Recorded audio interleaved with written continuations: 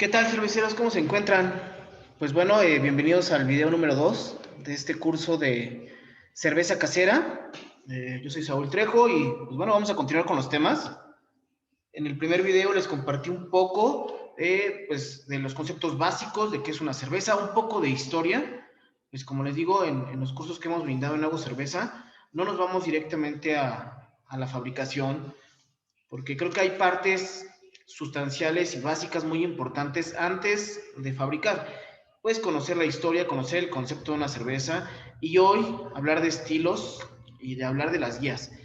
Creo que es importante que antes de fabricar sepan el por qué y qué van a fabricar.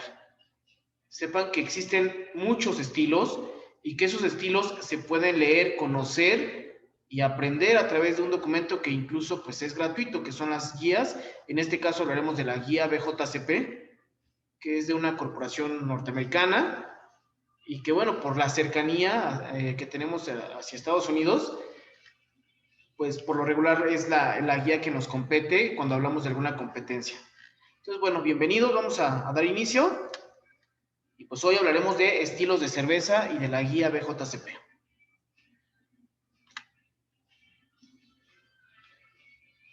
Existen más de 115 estilos definidos y caracterizados en la guía BJCP.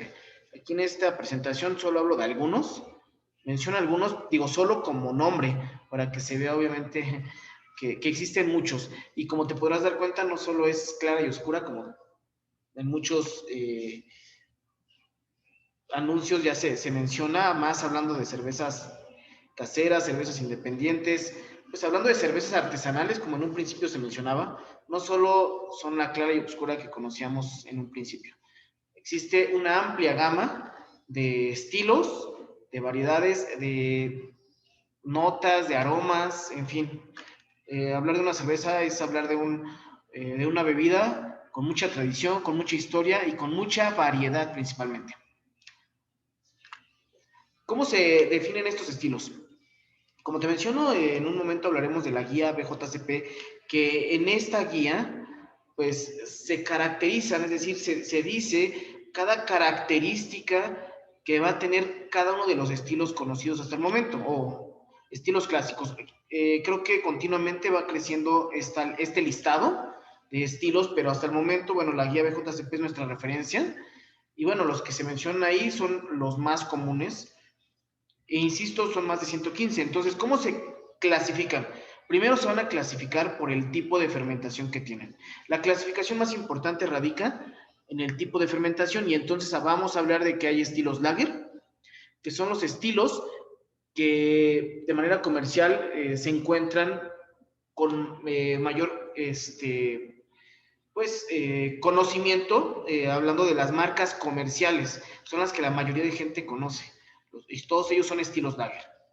Estilos ale, regularmente van a ser todos los estilos artesanales. Y digo regularmente porque ya hay cervecerías independientes que están enfocándose ya también en estilos lager. Pero sí hay una pequeña diferencia, incluso en cuanto a pues lo que uno puede percibir ya al momento de tomarlas. Las cervezas lager por lo regular van a ser cervezas más fáciles de tomar, con sabores mucho más ligeros, más digamos, más débiles comparados con un estilo ale. ¿Y a qué me refiero con ello? No sé si sea la palabra adecuada, pero bueno, un estilo ale es un poco más fuerte en notas aromáticas, o sea, más intensas, pues. Un estilo ale tiene unas notas aromáticas más intensas, también va a tener un cuerpo o una sensación en boca un poco más compleja o más completa que una lager. Entonces, podríamos hablar de que pues una lager es una cerveza destinada para beber de manera mucho más fácil y más refrescante. Las ale, pues tenemos una amplia gama de estilos en cervezas tipo ale, pues que van desde cervezas, sí, ligeras también, no tanto como las lager, pero ligeras, comparadas con otras cervezas muy intensas, como una doble IPA, como una Barley Wine, como una Stout, en fin, cervezas que ya tienen una complejidad mucho mayor si hablamos de estilos ale. Y bueno, de fermentación espontánea, que bueno, ya son estilos un poco más restringidos en cuanto a zona geográfica, algunos de ellos pues con denominación de origen, y que bueno, para fabricar una cerveza que tenga o que sea de fermentación espontánea, creo que ya es todo un reto, hablando de que se dependen de las levaduras salvajes o levaduras propias de ese lugar, y que no en todos los lugares tenemos una pues microbiota, digamos, que favorezca. Entonces, la primera clasificación va a ser por el tipo de fermentación. Lager, insisto, por levaduras que son de ese estilo y que dependen también de una temperatura de fermentación mucho más baja. Entonces, en muchos lugares incluso se necesitan temperaturas de refrigeración, que pueden ir tal vez de 6 a 12 grados, para poder fermentar. Por ello, también dependen de un tiempo de fermentación un poco más amplio. Comparadas con la fermentación tipo ale, pues ahí lo que cambia es la levadura. Una levadura que se acopla a temperaturas más altas que la lager, es decir, una fermentación que puede ir tal vez de 16 a 22 grados. Entonces, lo que cambia es la levadura. Y también de manera directa lo que va a cambiar son los aromas propios que den ese tipo de fermentación y un poco también la estructura de la cerveza, o sea, la complejidad, en fin. Ya de entrada, por cambiar la levadura, cambia parte sustancial de lo que va a ser esa cerveza. Y fermentación espontánea que va a ser de levaduras salvajes, incluso de algunos otros microorganismos, hablando tal vez de bacterias, también propias de ese lugar. Fermentaciones que en ocasiones son a fermentadores abiertos, cosa que en los primeros dos, es decir, lager y ale, no se da. Son fermentadores totalmente herméticos, cerrados y con una gran sanitización, una fuerte sanitización para que lo único que fermente en las primeras dos, es decir, lager y ale, sean solamente las levaduras. Y la fermentación espontánea puede ser pues, de cualquier otra levadura, o incluso, como les menciono, incluso con algunas bacterias. Hablando de cerveza casera, por las características incluso propias del equipo que se permite, es decir, a veces cuando empezamos, pues no tenemos un equipo tan complejo, y pues bueno, hablando de una temperatura de fermentación ideal para aprender, creo que es una temperatura que se acerque a un estilo o estilos ale, que acepte temperaturas un poco más altas, que puedan incluso darse sin necesidad de un refrigerador. Una lager requiere pues ya de mayor equipo, principalmente para mantener las temperaturas bajas, y bueno, creo que para iniciar, siempre la mayoría empezamos con estilos ale. Es lo ideal, creo que es lo recomendable. Ahora, después de ahí vienen subclasificaciones. Clasificaciones secundarias o subclasificaciones que van a depender, pues, de los aromas y colores que tenga la cerveza, que vengan o que sean propios de la malta.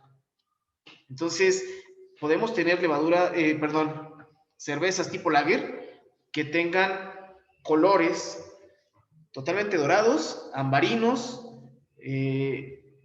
pues estilos tal vez un poco hacia un ámbar oscuro rojizos, en fin, llegando incluso hasta las tonalidades negras propias de las stout. Entonces, esos colores van a depender de las maltas que se utilicen. Entonces, puedo tener lagers o ale con una infinidad o una amplia gama de colores y cada una va a tener un estilo distinto. Pero también, otra subclasificación puede ser por el amargor y aromas propios del lúpulo. Yo puedo tener dos cervezas que tal vez sean color dorado, color pálido, pero, por ejemplo, alguna que tenga un amargor muy, muy sutil, tal vez una blonde ale, por ejemplo, pero después una pale ale que sea del mismo color o un color un poquito más intenso, pero ligeramente nada más el cambio, pero que ya el amargor sea el que cambie. Ya podría estar hablando de una pale ale. Pero si aún le aporto mayor cantidad de lúpulo y por ende mayor cantidad de amargor, porque bueno, voy a hacer una breve introducción hacia el lúpulo, este insumo importante, del cual se hablarán en videos próximos, pero que bueno, al final lo que nos da directamente es el amargor y obviamente aromas propios del lúpulo que enriquecen al estilo. Pero bueno, en este caso, insisto, hablar de una blonde ale, que puede tener el mismo color que una American Pale Ale, pero que el amargor sea el que cambie, o pasar directamente a una IPA, una Indian Pale Ale, que su amargor ya sea mucho más intenso, pero que a lo mejor viendo las tonalidades sean las mismas. Es decir, puede ser una ale, puede tener la misma cantidad y proporciones de malta, pero lo que cambia es el lúpulo y hablamos de estilos distintos. Y hasta aquí, pues trato de mencionar obviamente cómo se empiezan a dar todas estas combinaciones en cuanto a el aporte de cada uno de los insumos y cómo directamente nos va a dar hacia estilos distintos. Ya de ahí depende, bueno, también otra subclasificación por porcentajes de alcohol. Los lugares de origen, existen estilos muy parecidos, similares, pero que tienen una clasificación, una categoría, si son de cierto lugar, de cierto país, comparado con otro. Los comparativos más clásicos pueden ser estilos que son de Inglaterra, comparados contra estilos similares, pero que se dan en Norteamérica y que se les da un toque específico en Norteamérica, o se les dio un toque, porque de entrada en Norteamérica se dan insumos con características un poco diferentes.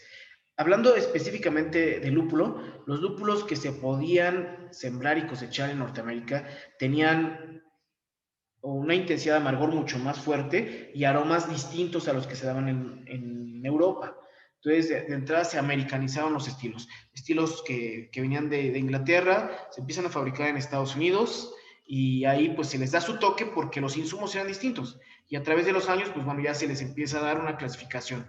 ¿Qué clasificación? Bueno, American Pale Ale, American IPA, American Brown Ale, American Stout, y en fin, hablar de una amplia gama de estilos que se americanizaron. ¿Por qué? Pues más que nada porque los insumos que se podían obtener en Norteamérica tenían características un tanto diferentes a las de Europa.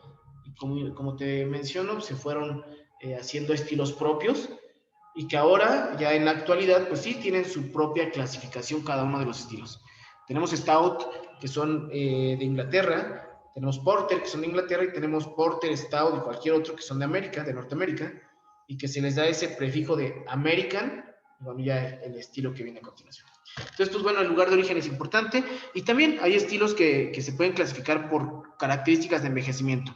¿En qué? Bueno, en barricas principalmente, que pueden ser de diferente madera y que barricas o barriles de madera que pudieron tener anteriormente algún otro destilado, algún vino, algún whisky, algún brandy, en fin, y que esas notas aromáticas del destilado que tenían previamente esas barricas pueden aportarse a la cerveza y entonces pues dar pues aromas característicos de ciertos estilos. Entonces, primero se clasifican, en resumen, se clasifican por el tipo de fermentación, pero de ahí por color, por aromas propios de la malta, por aromas e intensidades de amargor propios del lúpulo, por porcentajes de alcohol, o sea, hay estilos que su característica importante es que tienen pues notas o porcentajes de alcohol muy altos comparados con otros.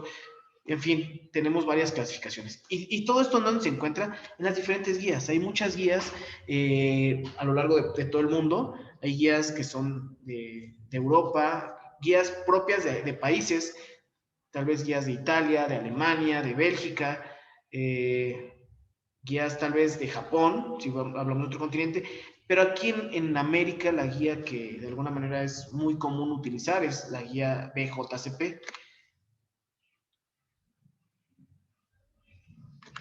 Esta guía BJCP pues no dista mucho o no es muy diferente de las diferentes guías que existen en el mundo. En realidad, los estilos deben ser muy similares en todas las guías. Debe haber una armonía en todas las guías para que en realidad si aquí en Norteamérica, o digámoslo aquí en México, basados en la guía BJCP, habláramos de una IPA, siga siendo la misma IPA si estuviese en otro país. Obviamente hay pequeñas diferencias en la descripción, del estilo, pero los parámetros deben de ser muy similares. O sea, sí, la descripción puede ser con alguna variación. Eso sí se llega a percibir.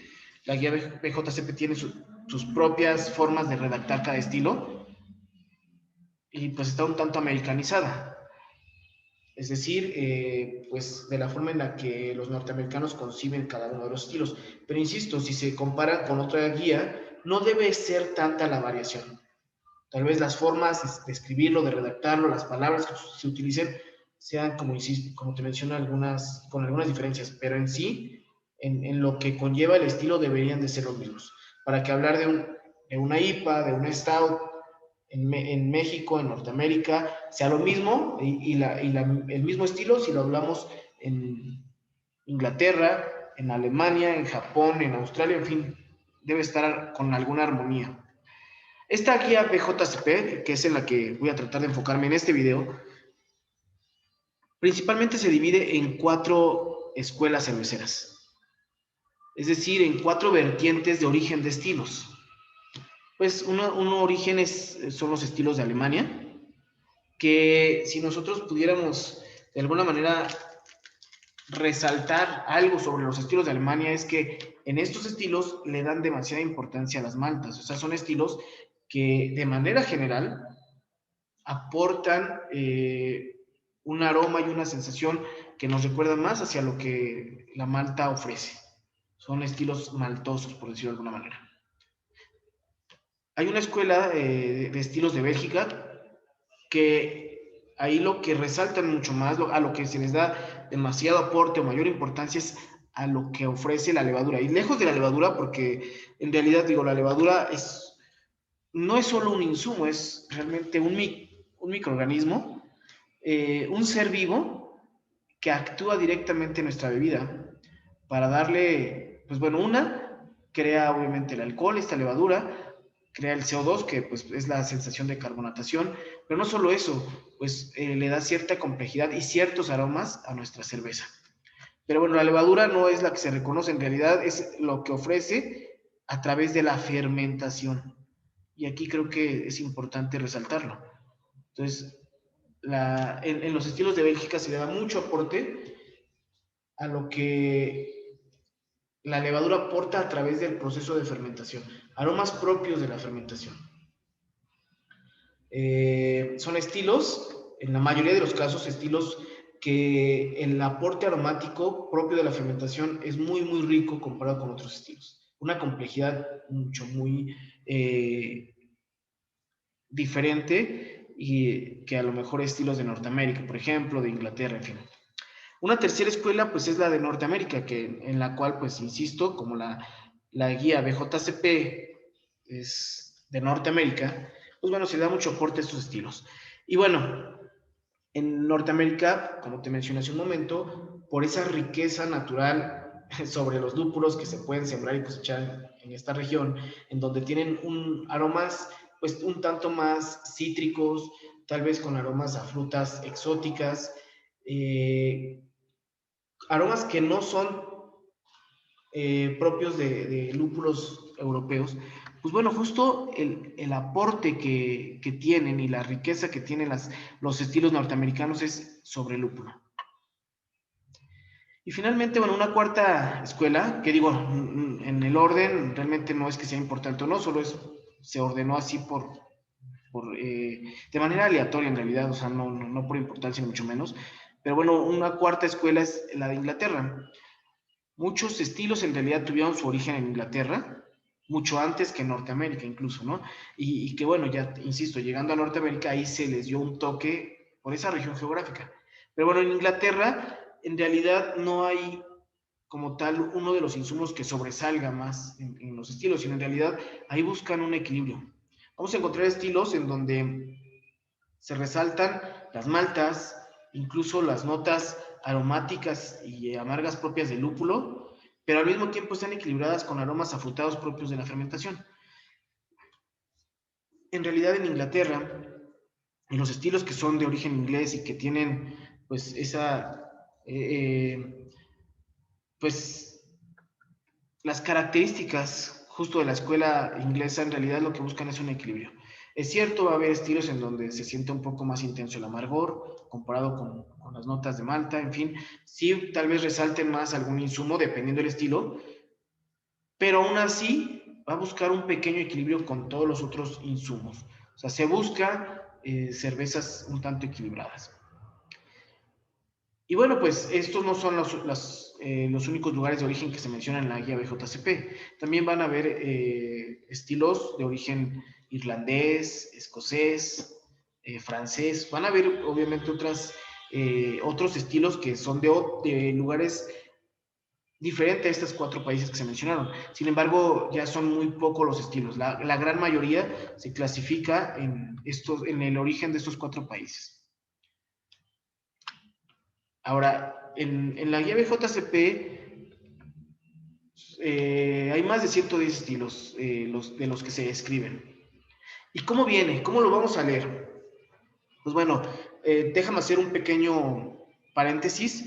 ¿Por qué es importante que incluso antes de que tú quieras fabricar, puedas darte una idea de los estilos, de qué son, de cómo se componen, y de que conozcas justo los estilos? ¿Por qué es importante? Porque tienes que saber qué vas a fabricar y el por qué vas a fabricarlo y qué quieres fabricar. Si yo te digo que hay más de 110 estilos reconocidos en una guía, pero de ahí a que cada cervecero pueda hacer cierta variación y bueno, poder hacer una infinidad de estilos en realidad. Pero bueno, reconocidos hay más de 110. Hablemos en el mejor de los casos de 110 estilos. Pues bueno, la idea es que el cervecero sepa cuál de esos estilos quiere fabricar y que obviamente después de fabricar digas, ok, sí tengo este estilo y sí sabe a lo que debería de saber y sí tiene el aroma de lo que debería, de lo que la guía me dice. Entonces, por eso es importante que conozcas qué estilos existen, dónde están sus descripciones, sus características y cómo leerlo. Y entonces, tu primer acercamiento puede ser esta guía BJCP. Sin duda alguna, la recomendación más importante, incluso mucho antes de que sepas fabricar, es que te des una idea, que visites que leas esta guía. Y dicho sea de paso, yo lo voy a poner en el primer comentario del video, el link para que lo puedas descargar, para que encuentres pues, la guía BJCP y que bueno, pues des una lectura y que si en algún momento puedes hacer la lectura de un estilo acompañado de una cerveza de ese estilo, pues va a ser una experiencia todavía más enriquecedora. Vas a leer, vas a entender qué notas debes de encontrar y luego pues combinado esto con lo que te compartimos en el video 1 de evaluación sensorial, que insisto, ese video 1 no es con la idea de que te vuelvas un juez ni mucho menos, porque en realidad eso requiere una gran capacitación, pero sí de que reconozcas, de que seas capaz de reconocer, ok, esta es una IPA porque tiene estas características, comparado con esta es un Stout, del por qué características tiene, esta es una Porter, esta es una Pale Ale, en fin, pues que tengas la capacidad de reconocer qué estilo estás bebiendo, qué características debería tener y que el día que tú intentes reproducir ese estilo, pues en realidad sepas a qué quieres llegar. Por eso es tan importante el que conozcas la guía, la leas y que además pruebes cada uno de esos estilos. En fin, ¿qué vas a encontrar en la guía? Pues en la guía vas a encontrar para cada estilo la descripción general de su aroma, la apariencia, o sea, de manera visual, cómo debe de observarse esa cerveza, de qué color, si tiene efervescencia, cómo debería de ser la capa de espuma, o sea, la corona que se genera arriba, si es muy cristalina o si es un poco turbia, toda esa apariencia, el sabor, qué es lo que vas a encontrar en boca, pues comparado obviamente con toda la complejidad aromática que tiene, tal como lo mencionamos en el video 1, una cerveza no solo es pues alcohol y notas a malta, por ejemplo, o amargor. No hay una gran riqueza aromática que está realmente componiendo esa cerveza. Entonces, pues todo esto es lo que deberías tú de reconocer para cada estilo, las sensaciones que te dejan boca, y después de ahí, en la guía BJCP te habla un poquito de la historia de cada estilo. Entonces también es importante que ubiques un poco de la historia de los estilos, dónde surge, por qué necesidades había en ese momento, qué había y del por qué surgió ese estilo.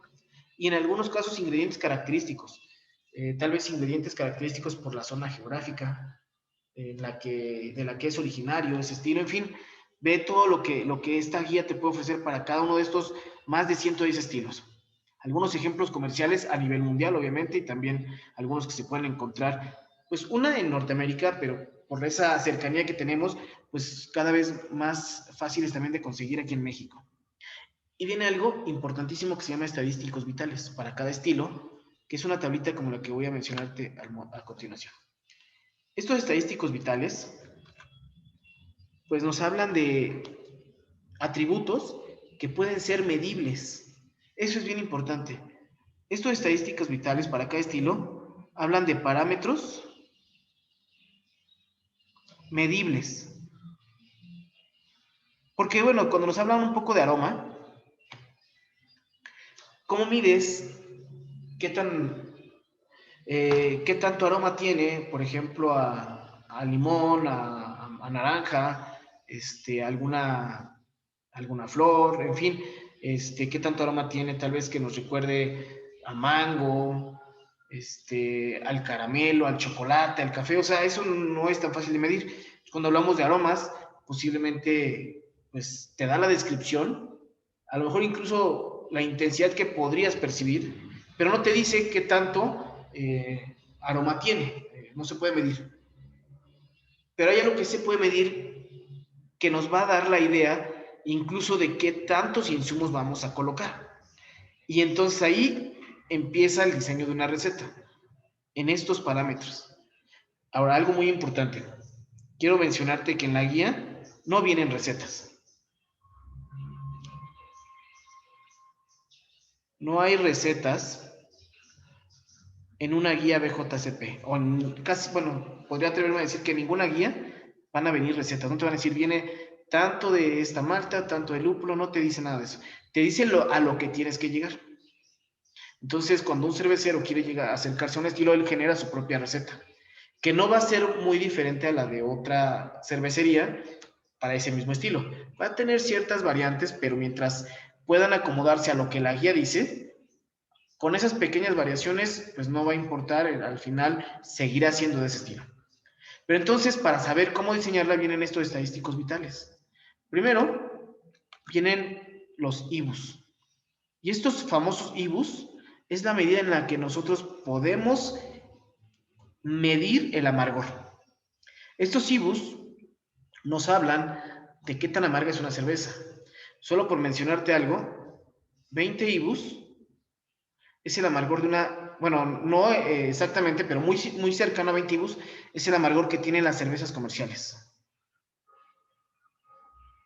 O sea, algunas pues obviamente van a tener tal vez 15, algunas 18, algunas 22, algunas 23, pero van a rondar en cerca de 20 IBUs, para que te des una idea. Entonces van a haber cervezas que tengan, por ejemplo, no sé, una Indian Pale Ale, una IPA que pueda tener tal vez desde 40 hasta 70 IBUs, en donde podrás imaginarte que van a tener el doble o hasta el triple de amargor que una cerveza comercial. Entonces, ¿qué tan amargo? Pues bueno, sí van a ser unas cervezas muy amargas. ¿Cómo lo medimos?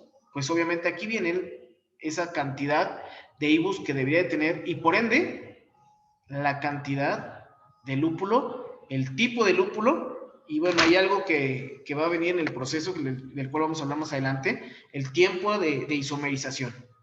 Entonces van a tener varias o diferentes variantes para llegar a los IBUs.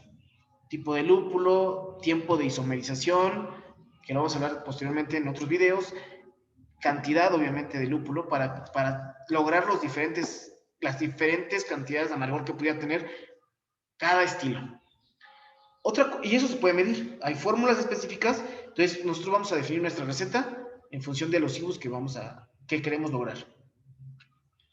Viene otro parámetro medible que es el SRM, que nos habla del color de una cerveza. Mira, si habláramos de 2 a 3, de SRM hablaríamos de un estilo muy dorado, bueno, no muy dorado, más bien amarillo pajizo, muy clarito. O sea, vamos a tener en 2 o 3 de SRM un color, pues, no sé, de una cerveza clara comercial. No quiero mencionar marcas, pero van a ser los colores que a lo mejor tienen las cervezas claras o doradas que conocemos de estilos comerciales. Pero pues hablar de 40 de SRM, hablamos del negro intenso de una Stout. Entonces, más o menos así está la gama, ¿no? Pasando por los ambarinos que a lo mejor son de 18 de SRM, una Brown Ale que a lo mejor anda en 28, 30, en fin, pues de 2 hasta 40 estaríamos hablando de todas las tonalidades que existen de color. Todo esto lo vamos a ir hablando. ¿Y quién nos da el color? Definitivamente la malta. Es cierto que hay estilos a los que se les agrega algún adjunto, pero bueno, sin considerar ningún otro adjunto más que pura malta, es la malta quien otorga el color. ¿Y qué malta? Bueno, tenemos una amplia variedad de maltas. Poco a poco vamos a ir mencionando cada cosa. ¿Qué otra cosa se puede medir? OG, que significa Original Gravity, o mejor conocido en español como densidad inicial, y FG, que es Final Gravity o densidad final. ¿Por qué es importante? Las densidades las podemos medir, de hecho es un parámetro que tenemos que ir monitoreando a lo largo de nuestro proceso, desde la maceración hasta el embotellado, tenemos que ir monitoreando el cambio de nuestra densidad. Pero bueno, cada estilo tiene estos parámetros que te recomiendan. Pues, ¿para qué? Algo muy importante, para lograr la cantidad de alcohol, que es el otro parámetro. Esto de ABV es el porcentaje de alcohol. Aquí solo tomé un ejemplo, pues, los parámetros de aquí no los tomes en cuenta porque se tomó de manera aleatoria en algún estilo de la guía. Solo lo que quisimos mencionar es qué vienen esos estadísticos totales. Entonces, mira, el porcentaje de alcohol se mide a través de las densidades. Entonces, a través de la densidad inicial y final, vamos a poder calcular un porcentaje de alcohol. Por eso es que nos lo marcan aquí. Para llegar a este porcentaje de alcohol, que es una de los objetivos a los que tenemos que llegar en cada uno de los estilos. Pero dos, porque al final, después de que ya se fermentó nuestra cerveza, el que tengamos una densidad final cercana a 1, nos dirá que es una densidad o una sensación en boca como si estuviéramos tomando agua. Pero si esta densidad final subiera un poco más, 1.020, 1.030, estaríamos hablando de una cerveza que aun cuando ya fermentó y ya todos los azúcares ya se convirtieron en alcohol, aún así sigue teniendo densidad porque tiene una complejidad y es una cerveza un tanto fuerte o de densidad pues alta o compleja en boca. Entonces también esto nos dice cómo vamos a percibir nuestra cerveza. Entonces estos son los 4 parámetros: IBUs, SRM, las densidades y el porcentaje de alcohol que podemos medir y que nos van a servir para diseñar nuestra receta. Detrás de esto están todas las notas aromáticas que van a tener en cada uno de los estilos. Pero insisto, eso no se puede medir, se puede percibir y se pueden tal vez mencionar como, pues, no sé, notas tal vez afrutadas, pues tal vez en una intensidad alta, media o baja. O sea, se pueden hablar de intensidades, de cómo se percibe, pero de ahí a que las podamos medir como esos parámetros es complicado. Y de ahí que esto no tiene una importancia alta para lograr el estilo, para conocerlo y para diseñar una receta que se acerque a estas características. Entonces es importante que las leas, que leas los estilos, que poco a poco vayas conociendo cuántos estilos existen, cada uno con sus diferentes variables, pues obviamente que les van a dar esas características. Espero que hasta aquí me vayas siguiendo. Ya sabes, estos videos tú los puedes ver las veces que tú quieras. Los diseñamos pues con la intención de compartir información que creo que es relevante, información que a veces no se encuentra tan fácilmente, porque incluso mucho de lo que te menciono también se ha dado a base de experiencia, de cursos que se han tomado, y que los tratamos de compartir para que ojalá y te sirva a ti como cervecero que tal vez estés iniciando y te dé una gran relevancia de lo que es la fabricación de cerveza. Y pues bueno, espero que te estén gustando y que, insisto, puedes verlos las veces que sean y pausarlas, regresarlo para que los temas los puedas comprender. Solo voy a tomamos captura de pantalla de lo que es el índice de la guía BJCP para que pues, se pueda mencionar que, pues bueno, está clasificado. Pues aquí, por ejemplo, al inicio hay diferentes tipos de cervezas lager, lo que te mencionaba. La gran clasificación es lager o tipo ale. De estilos lager, la verdad es que hay muy pocos, ¿no? O sea, comparado con la gran cantidad de estilos ale que existen. También están clasificados por región. La mayoría pues hablan de países europeos, pero después nos acercaremos, por ejemplo, a estilos americanos. Aquí resalto esta IPA inglesa porque voy a hacer un pequeño ejercicio en un momento. Entonces voy a comprar una IPA inglesa, una Indian Pale Ale inglesa con una Indian Pale Ale americana. Ahorita vamos a hacer esa comparación retomando lo que dice la guía para cada uno de esos estilos. Entonces, después de ahí, bueno, vienen estilos propios de Escocia, de Irlanda, pues ya después vienen los de Inglaterra, y de ahí pues nos pasamos a los que son propios de América, que insisto, son estilos, en la mayoría de los casos, ingleses o de algún otro país de Europa que se americanizaron. ¿Por qué se americanizaron? Bueno, porque los insumos en América se concebían de una forma distinta, es decir, por la región, por el tipo de tierra, pues las características eran un tanto distintas. Y entonces, de ahí la importancia también de conocer la historia, porque después a través de la historia podemos conocer el porqué de los estilos. Y conocer los estilos es importante para poder fabricarlos después. Entonces, todo tiene un porqué. Aquí, pues, resalto también la de la IPA americana, de la cual vamos a hacer el comparativo. Aquí vienen algunos estilos, por ejemplo, de Bélgica. Y en fin, bueno, tenemos, como te menciono, una amplia gama de estilos.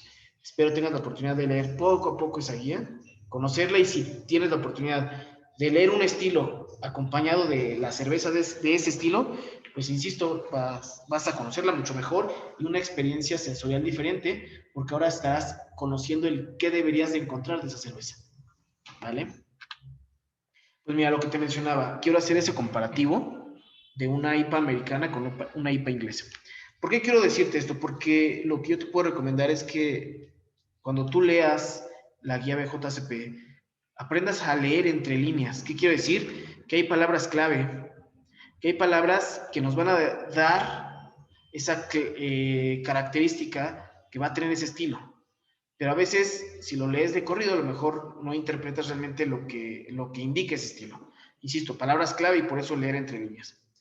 Las IPA, pues, una IPA americana o una IPA inglesa, pues van a ser muy similares. Incluso si no tenemos tanta experiencia, a lo mejor al beberlas vamos a decir que es lo mismo, pero conforme uno adquiere esa experiencia sensorial y podemos distinguir aromas, y además leemos las guías y podemos distinguir qué debería tener un estilo comparado con otro, pues bueno, vamos a encontrar algunas variantes entre una IPA inglesa o una IPA americana. ¿Y qué nos dice la guía?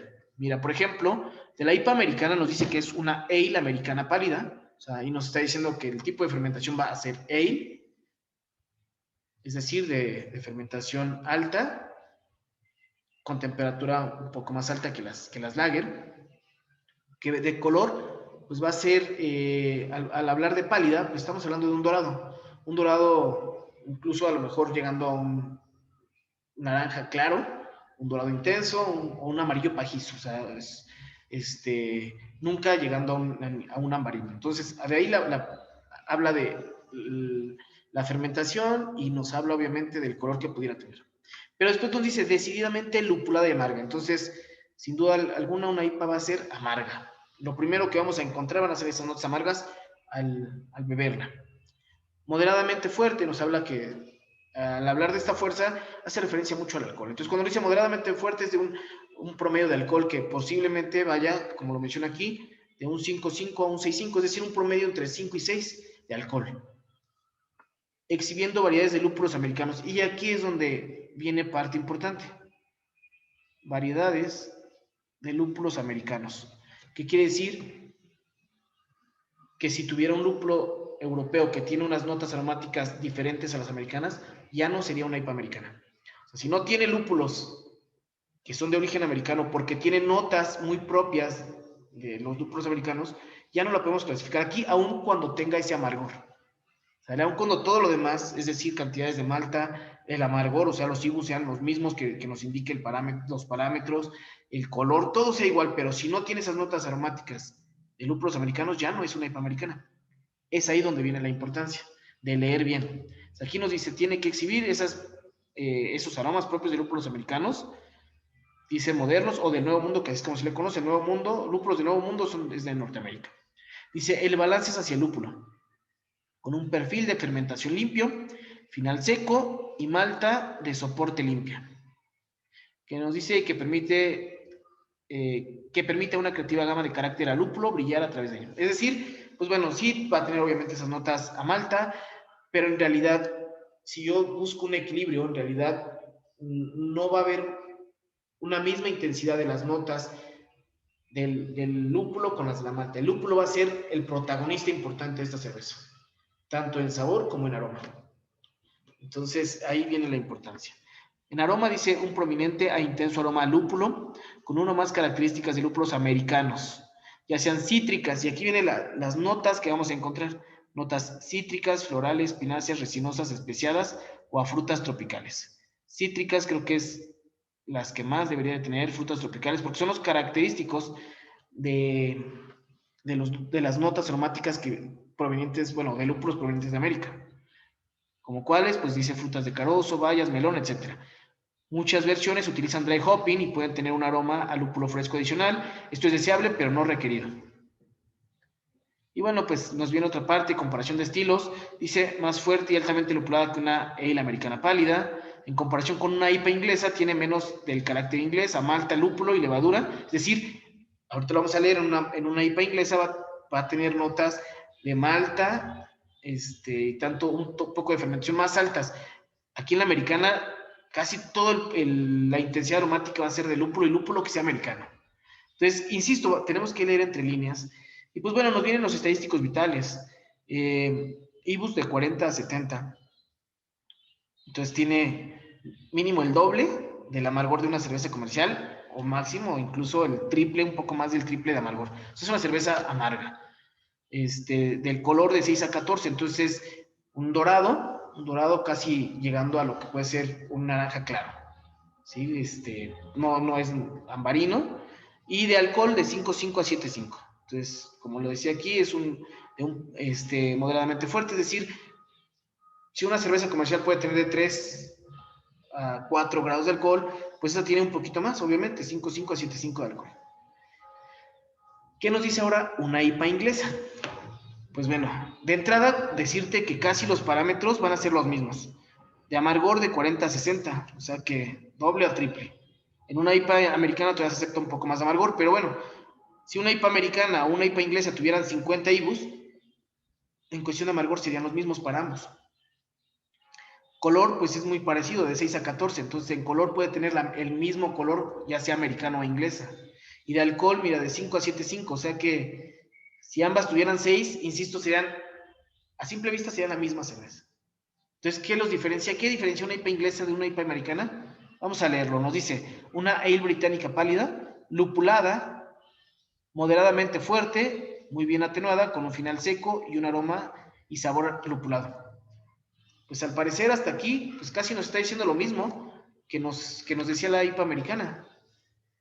Si continuamos, dice, los clásicos ingredientes británicos proporcionan el mejor perfil de sabor. Bueno, aquí, donde nos dice el mejor perfil de sabor, ya nos está dando una pequeña pista a que no está ganando en su totalidad el aroma característico del lúpulo americano. Aquí va a haber un equilibrio.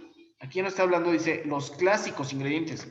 No solo dice que sea lúpulo, los clásicos ingredientes británicos. ¿Qué quiere decir? Bueno, va a tener lúpulo y el lúpulo debe ser de origen británico. Ahorita vamos a hablar más de eso. Pero va a tener notas a malta. Y pues obviamente notas de fermentación también. O sea, va a haber un pequeño equilibrio. ¿Que va a ganar el sabor y aroma al lúpulo? Sí, sí va a tener esa inclinación hacia el lúpulo. Pero no va a ser lo único. O sea, no va a tener tanto aporte. Va a haber un pequeño equilibrio con todo lo que aporta también la malta. Y viene aquí la parte importante, el aroma. Aroma a lúpulo moderado a moderadamente alto. O sea, puede ser de medio a un poco alto. Pero debe ser floral, especiado, pimentado o cítrico, naranjas naturales. Ya no, si hablamos de los lúpulos americanos, son cítricos, pero un cítrico mucho más intenso. Puede ser lima, puede ser toronja, puede ser limón. Aquí es cítrico, pero un cítrico ligero, como naranja dulce. O sea, sí es cítrico, pero muy ligero. Pero en su mayoría son florales. Cosa que en los lúpulos americanos, aunque dice aquí florales, en realidad no son las notas importantes de estos lúpulos. Entonces, aquí en los ingleses sí, las notas florales son los que tienen mayor aporte. ¿Qué más? No menciona aquí que tenga aromas a frutas, a frutos tropicales, como lo mencionaba la IPA, las IPAs americanas. Aquí eso no se menciona. Entonces, aunque todo en cuanto a amargor, color y alcohol sea lo mismo, ¿en dónde está la diferencia? En el perfil aromático. Esa es la principal diferencia entre una IPA americana y una IPA inglesa, el perfil aromático. Y entonces, justo el que nosotros conozcamos eso, pues nos podría hacer al momento de fabricar que nos inclinemos realmente hacia el estilo que buscamos. ¿Qué significa? Bueno, que si quiero hacer una IPA americana voy a buscar lúpulos que sean americanos y una levadura que tenga un perfil americano. Vamos a hablar poco a poco de eso. Y si quisiera hacer realmente una IPA inglesa, bueno, buscaría lúpulos que sean de origen británico y una levadura que también tenga un perfil británico. Y posiblemente las maltas y el perfil de agua sean exactamente el mismo para ambos. Pero lo que cambiaría, insisto, sería justo lúpulos y levaduras. Creo que espero que eso te esté dando una pequeña introducción hacia cómo se fabrica. No el cómo, porque aún no hablamos de eso, pero sí cómo la importancia que tiene el conocer el estilo para que eso nos lleve, obviamente, a elegir adecuadamente nuestros insumos. Que insisto, de eso todavía vamos a hablar posteriormente en los videos, pero pues, hasta el momento ojalá y te vaya sirviendo de introducción. Sigo leyendo y nos dice un ligero aroma a césped por dry hop es aceptable, pero no requerido. Una presencia a malta moderadamente baja como a caramelo o tostado opcional, es opcional. Pero ve aquí justo por el equilibrio que tiene el aporte de lúpulo con la malta, aquí sí ya nos menciona que puede percibirse, tal vez detrás del aroma lúpulo, detrás de eso venga un aroma que nos recuerde a las maltas y que pueda recordarnos a lo que son maltas caramelo o algunos tostados, algunas maltas que a lo mejor puedan ser horneadas. Entonces, no solo es lúpulo, aquí ya hay un pequeño equilibrio. Luego dice frutosidad baja a moderada es aceptable.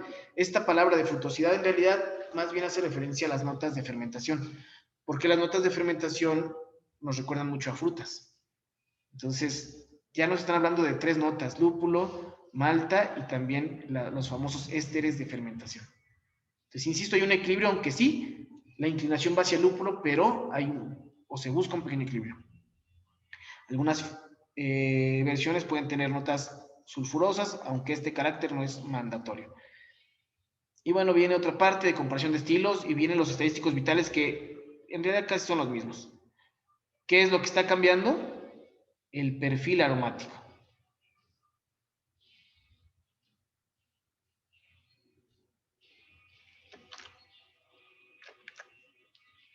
Y pues bueno, ojalá y esto nos haga una referencia. Entonces, insisto, en este video traté de hablar de estilos, pero en realidad si te das cuenta, bueno, estilos hay muchos. Entonces, realmente lo que trato de hacer es darte la invitación a que tú leas esa guía con calma y el tiempo que sea necesario. Y si lo puedes acompañar con una cerveza de ese estilo, mucho mejor. Otro tip que te voy a dar es que por cada estilo que venga en la guía, pues tú puedas hacer un pequeño resumen o conceptualización con 5 palabras, 3, 5 palabras. La guía hay estilos que incluso vienen una página completa para cada estilo. Si tú lo pudieras resumir en 5 palabras para cada estilo, te daría una idea resumida de cada estilo que debería tener. Si hablamos de una IPA americana, pues ya dijimos, el amargor es lo importante.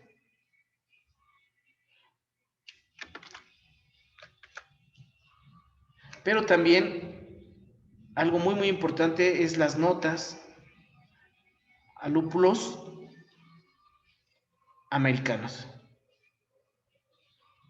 Obviamente del nombre, Indian Pale Ale, pues va a ser un color pálido.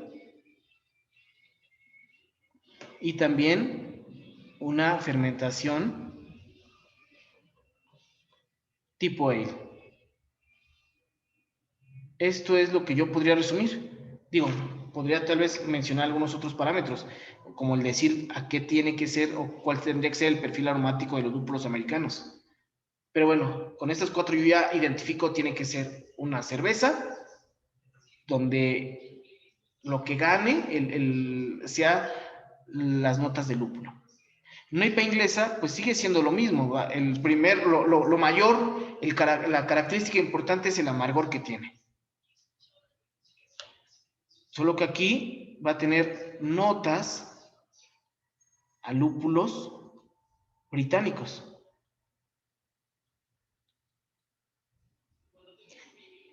Pero también va a haber un equilibrio o una búsqueda de equilibrio por notas de malta, es cierto, un poco más ligeras a las notas de lúpulo, pero también debe tener notas afrutadas. Estas dos notas, tanto las notas de malta como las afrutadas provenientes de la fermentación, van a ser mucho más sutiles. Las que tendrán mayor intensidad son las de notas provenientes del lúpulo. Ese es el primer aroma que nos va a llegar.